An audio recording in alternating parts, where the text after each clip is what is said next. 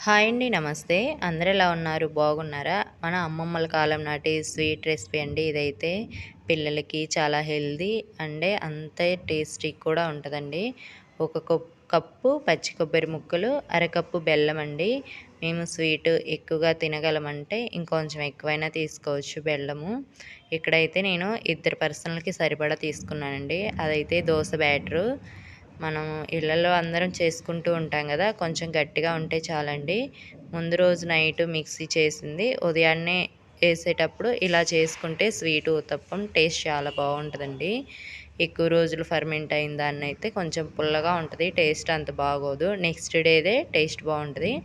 ఇంకా అదంతా మిక్స్ చేసుకున్నాక కొంచెం అంత యాలకుల పొడి, రుచికి సరిపడా ఉప్పు కూడా వేసుకొని మనం అవంతా బాగా మిక్స్ చేసుకున్నాక కావాలంటే కొంచెం వాటర్ కూడా మిక్స్ చేసుకోవచ్చండి. మనకి ఉల్లిపాయలు ఊతప్పం ఎలాగైతే ఏసుకుంటామో సేమ్ ప్రాసెస్ అండి. కాపోతే అందులో ఉల్లిపాయ, పచ్చిమిర్చి, జీలకర్ర వేస్తాము. ఇందులో పచ్చి కొబ్బరి, బెల్లము, యాలకుల పొడి. టేస్ట్ అయితే సూపర్‌గా ఉందండి. నేనైతే అక్కడ కొన్ని కొబ్బరి నీళ్ళొచ్చాయి. అవే మిక్స్ చేశాను. టేస్ట్ చాలా బావుందండి. పిల్లలైతే చాలా ఇష్టంగా తింటారు. అలాగే వీటిని నెయ్యితో కాల్చుకుంటే ఇంకా టేస్ట్ వేరే లెవెల్ ఉందండి. మా దగ్గర నెయ్యి నిండుకుంది అందుకని నేనైతే ఇంకా ఆయిల్ తోటే కాల్చేసాననమాట. అయినా కూడా టేస్ట్ సూపర్‌గా ఉందనమాట. నెయ్యి ఉంటే వీలైనంత మటికి నెయ్యితోటే ట్రై చేయండి. ఇది అప్పట్లో అయితే చాలా బాగా చేసి పెట్టారు. పిల్లలకి చాలా బలమండి. మన రెగ్యులర్ డైట్‌లో పచ్చి కొబ్బరిని గూడా రోజువారీ ఆహారంగా తీసుకుంటే చాలా మంచిదంట. మన పెద్దవాళ్ళు చెప్తా ఉంటారు గదా! అందుకే ఎక్కువగా పూజల్లో టెంకాయలను వాడి, వాటిని మళ్ళీ ఆహారంగా స్వీకరిస్తూ ఉంటారు. చూసారు గదా! సిమ్‌లోనే పెట్టుకొని కాల్చుకోవాలండి. హైలో పెడితే మాడిపోయిద్ది. నేను ఆల్రెడీ ఒకటి తీసాననమాట. వర్కర్లకి క్యారియర్లు సర్దుతా ఒకటేసేసాను. అదైతే కొంచెం బ్లాక్‌గా అయిపోయింది. చూసారుగా ప్లేట్‌లోది చూసారుగా. ఇంక అలా అనమాట. ప్రతిదాన్ని కూడా సిమ్‌లో పెట్టుకొని నిదానంగా కాల్చుకుంటే చాలా టేస్టీగా వస్తాయండి. ఎక్కువ పలచగా అన్నవసరం లేదు. ఊతప్పం వేసుకున్నట్లే అనమాట. కానీ పిల్లలకి 2 తింటే గూడా టమ్మీ ఫిల్ అవుతుందండి. కడుపు నిండుగా ఉంటది. మనం ఈజీగా చేసేసుకోవచ్చు. కానీ బాండీలైతే వేయబాకండి ఊతప్పము. ఎందుకంటే మనం కొబ్బరేసాం కాబట్టి అవి అంత ఈజీగా అయితే లేయవు. నాన్ స్టిక్ పెనమైనా లేదంటే ఇలా ఐరన్ కడాయి అయినా ఏదైనా కూడా దాని మీద చాలా చక్కగా కాలుతాయి. అంతే ఈజీ కూడా వస్తాయన్నమాట. టేస్ట్ అయితే చాలా బావుందండి. పిల్లలకి, పెద్దలకి ఇందులోకి కాంబినేషన్ అంటూ ఏముండదు. కావాలంటే కొంచెం స్పైస్‌గా అంటే ఏదైనా చట్నీ ఏసుకోవచ్చు. లేదంటే సాంబార్ అలాంటిదైనా కూడా యూజ్ చేసుకోవచ్చండి. నేనైతే ఇక్కడ తోటకూర పప్పు చేశాను. దాంట్లో సర్వ్ చేసుకొని తింటున్నానండి. నేనైతే ఏదుంటే అదే చేసేసుకుంటాను. చాలా స్పాంజీగా వచ్చినియండి అవైతే. కొబ్బరి ఫ్లేవర్‌తో లైట్ తీపిగా చాలా అంటే చాలా టేస్టీగా ఉన్నాయండి.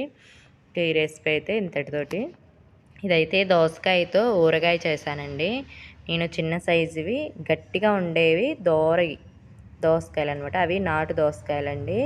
అందులోకి ఉప్పు, కారము, వెల్లుల్లి తర్వాత అవొచ్చేసి ఆవాలండి. మనము స్కిన్ తీయకూడదు. నీట్‌గా కడిగి గుడ్డతో తుడుచుకొని ఆరబెట్టిన తర్వాతే మనం కట్ చేసుకోవాలండి. అప్పుడు మనకి 2, 3 రోజులు నిల్వ గూడా ఉంటది.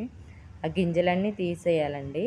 ఆ గింజలన్నీ తీసేయాలి. అలాగే పైన కూడా చేదు లేకుండా ఉండాలండి. కండ అనేది రవ్వ చేదు గూడా ఉండకుండా చూసుకోవాలి. అలాంటి కాయలే తీసుకోవాలి.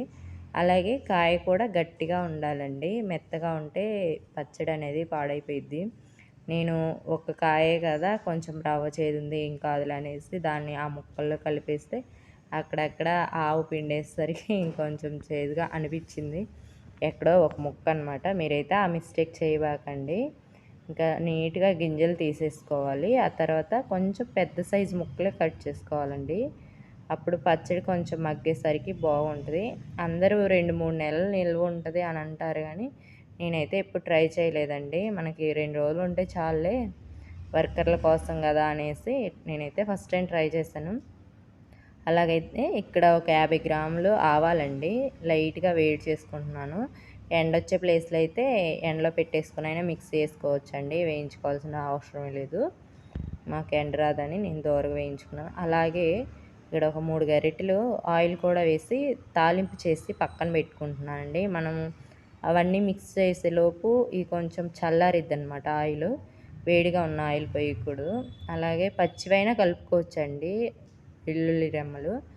లేదంటే ఇలా కొంచెం ఆయిల్ అయినా వేసుకోవచ్చు అనమాట. మా పిల్లలు పచ్చి వేస్తే వేరి పక్కన పెట్టేస్తారండి. అందుకని నేను దాంట్లో కొంచెం దోరగా వేయించుదామని జీలకర్ర, ఆవాలు, ఎండుమిరపకాయలు, కొంచెం అంతా కరివేపాకు వేసి తాలింపు తయారు చేసి పక్కన పెట్టానండి. స్టవ్ ఆపేసినాకే పసుపు వేసుకోవాలండి. కొంచెం చాలు కలర్ కోసమే. అలాగే ఇక్కడ నూనె అండి, పల్లీల నూనె నువ్వుల నూనె ఏదైనా వాడుకోవచ్చు. నేను తీసుకున్న 1/2 కేజీ దోసకాయలు మెజర్మెంట్స్ అండి ఇవన్నీ కూడాను. గట్టిగా ఉంటేనే దోసకాయలు పచ్చడి అనేది టేస్ట్ బాగుంటుంది. 2 స్పూన్లు కారము, 1 స్పూనున్నర ఉప్పు అండి. ఉప్పు అయితే చూసేసుకోండి లిమిటెడ్గా. అలాగే 1 స్పూనున్నర చింతపండు గుజ్జు అండి. అది ఒక నిమ్మకాయ సైజ్ అంతా వేడి నీళ్ళల్లో వేసి గుజ్జు తీసుకోవాలన్నమాట. చన్నీళ్ళు వాడబాకండి, పచ్చడి పాడైపోయింది. అలాగే పచ్చి నూనె 1 గంటన్నర వేసి ఆ ముక్కలకంతా కూడా మనం వేసిన ఉప్పు, కారాలు, ఆవు పిండి అదంతా బాగా కలుపుకోవాలండి. ఉప్పు ఎక్కువ వేసేసామనుకో ఆ ముక్కలకి పట్టేసి ముక్కలు కసిమైపోతాయి అన్నమాట. ఇంకా ముందు రోజు అలా సరిపోతాయి. తర్వాత మరుసటి రోజు కావాలంటే మళ్ళీ చూసుకొని కాస్త ఉప్పు, కారాలు కలుపుకోవచ్చు అనమాట. మనకి మామిడికాయ ఊరగాయలాగా అయితే ఉండదండి. ఎక్కువ ఉప్పు ఎక్కువైపోయిందనుకో ముక్కలు కండ కసిమైపోతాయి. అదంతా కలిపిన తర్వాత ముందుగా తయారు చేసుకున్న తాలింపును కూడా అందులో కలిపేస్తానండి. ఇంకా తెల్లారికైతే చాలా ఆయిల్ ఊరింది. పచ్చడి కూడా చాలా టేస్ట్ బాగుందండి. కాకపోతే నేను చేసిన కొంచెం మిస్టేక్కే అక్కడక్కడ రవ్వ చేతి తగులుతుంది. అందుకే నేను చెప్తున్నాను, మీరు ఆ మిస్టేక్స్ చేయకుండా ఉంటారని. అలాగే తప్పకుండా ట్రై చేసి మీకు ఎలా వచ్చిందో కామెంట్ చేయండి. నా వీడియోస్ కనుక మీకు నచ్చితే లైక్ చేయండి, షేర్ చేయండి. అలాగే సబ్స్క్రైబ్ చేసుకోవడం అస్సలు మర్చిపోబాకండి.